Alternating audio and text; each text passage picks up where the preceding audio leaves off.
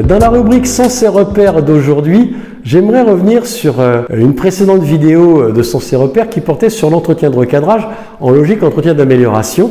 Et si vous vous en souvenez, et si tel n'est pas le cas, je vous invite à retourner la visionner, il y avait l'expression de l'écoute active pour comprendre les raisons qui peuvent expliquer une situation qui a dysfonctionné. Et j'aimerais aller un petit peu plus loin sur cette partie-là, parce que elle est fondamentale dans la façon dont vous allez pouvoir traiter votre entretien de recadrage.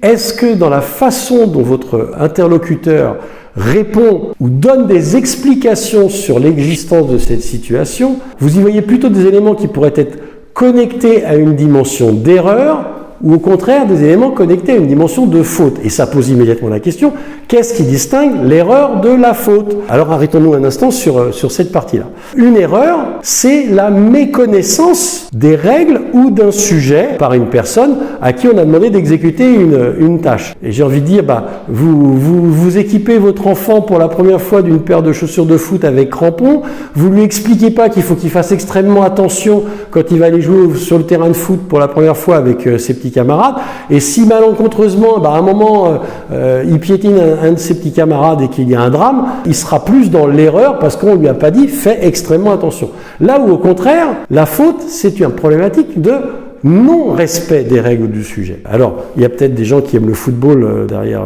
cette vidéo. Rappelez-vous Zinedine Zidane en 98, lorsqu'il a essuyé ses crampons sur le dos du joueur saoudien dans le tour préliminaire et qu'il a pris 3 matchs de suspension avec son carton rouge.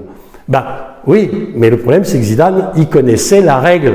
Et donc, il ne la respectant pas, effectivement, il prend un carton rouge et là, on est bien sur une faute et puis qui donne lieu à une sanction. L'erreur, c'est peut-être plus moi, le père, qui n'ai pas expliqué à mon enfant tout le soin qu'il doit prendre quand il joue au football avec des chaussures à crampons de ses petits camarades et de bien faire attention à ne pas les blesser lorsqu'ils sont dans des moments de dribble ou de jonction l'un par rapport à l'autre. La faute, c'est Zinedine Zidane qui est responsable. Il connaît la règle, on lui a expliqué, et c'est un joueur professionnel, donc il n'y a pas fondamentalement d'excuses à avoir par rapport à ça. Si on revient sur cette notion d'erreur et de faute, donc l'erreur, c'est la méconnaissance des règles du sujet, c'est moi qui n'ai pas expliqué à mon interlocuteur toute la vigilance qu'il doit opérer, et donc fondamentalement, le problème est d'abord un problème de compétence. Là où au contraire sur la faute, non-respect des règles du sujet, c'est la personne elle-même qui, connaissant ces règles, ne les respecte pas et décide de les transgresser, qui est responsable. C'est donc un problème de motivation.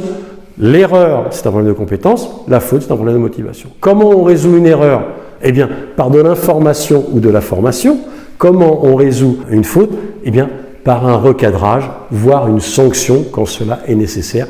Et là, il faut, en entreprise, regarder tout l'arsenal des règles qui peuvent gouverner notre système avec l'avertissement oral, l'avertissement écrit et toute la rubrique que vos directeurs des ressources humaines et directeurs des relations sociales peuvent vous partager pour dire voilà comment on gère les dysfonctionnements dans notre organisation.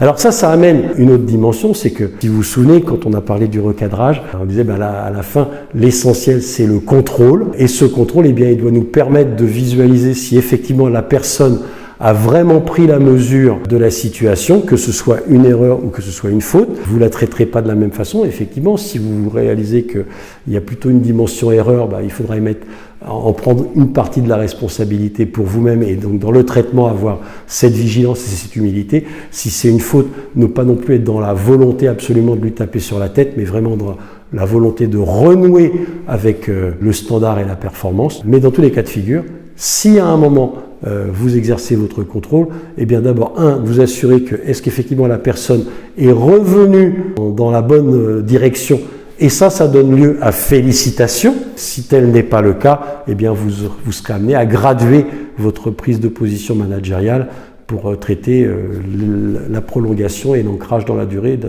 du dysfonctionnement. Je vous rappelle qu'on ne revient pas sur une chose déjà jugée, donc il faudra apprécier ça sur de nouveaux faits. Mais arrêtons-nous un instant sur le contrôle. Le contrôle, montrer qu'on voit, dire bravo à notre collaborateur, le féliciter par rapport à ça. Ça a un impact immédiat sur sa motivation. Et cette motivation, eh bien, va avoir un impact immédiat sur son envie d'amélioration continue. Donc, si je veux des collaborateurs qui soient dans une logique d'amélioration continue, il faut que je contrôle régulièrement. C'est le cercle vertueux du contrôle. Ne perdons pas de vue que nos collaborateurs ne se contenteront pas éternellement d'un bravo. À un moment, peut-être qu'ils aspireront à d'autres choses. Donc nous, managérialement, des collaborateurs qui sont dans le cercle vertueux et positif du contrôle, ça doit nous amener aussi à nous questionner de comment je les valorise, voir comment peut-être à un moment, ils échappent à mon circuit, je me sépare d'eux, mais c'est une séparation positive parce qu'ils sont promus, parce qu'ils vont vers d'autres horizons. Bref, il y a une vraie mécanique aussi de gestion de l'attrition de nos collaborateurs par notre capacité à les contrôler et à les valoriser quand cela est nécessaire. Deux façons de féliciter. La félicitation flash, vous voyez un collaborateur qui réalise un geste professionnel de qualité, simplement de le lui témoigner en disant bravo, j'ai vu comment tu as traité ça, c'est super, je t'encourage à continuer.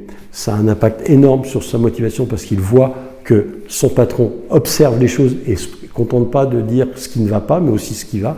Et puis parfois, sur des sujets qui méritent vraiment qu'on capitalise dessus ou qui renouent avec des performances qu'on avait perdues depuis un certain temps, la félicitation plus structurée, où on va prendre le temps de débriefer avec le collaborateur, voire de se poser la question d'un storytelling à partager avec les autres membres de l'équipe. Vous l'aurez compris, distinguer l'erreur et la faute, c'est un élément fondamental de la gestion de nos recadrages. Penser à contrôler, c'est aussi un élément fondamental de l'amélioration continue de nos collaborateurs et de l'entretien de leur motivation. Alors ne négligeons pas cela, toujours en se posant la question de qu'est-ce qui distingue l'erreur de la faute. Je vous souhaite une bonne réflexion.